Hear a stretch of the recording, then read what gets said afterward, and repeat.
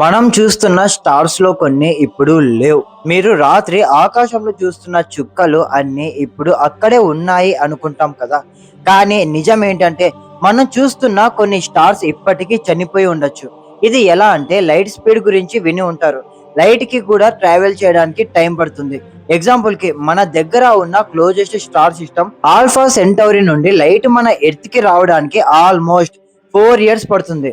అంటే మనం ఇప్పుడు చూస్తున్న లైట్ యాక్చువల్లీ 4 ఇయర్స్ ముందు స్టార్ట్ అయింది. ఇంకా కొన్ని స్టార్స్ మన నుండి thousands or lakhs of light years దూరంలో ఉన్నాయి. ఒక స్టార్ 1000 లైట్ ఇయర్స్ దూరంలో ఉంటే మనం ఇప్పుడు చూస్తున్న ఇమేజ్ యాక్చువల్లీ 1000 ఇయర్స్ ఓల్డ్ది. ఆ మధ్యలో ఆ స్టార్ ఎక్స్ప్లోడ్ అయినా కూడా మనకి ఇంకా తెలియదు.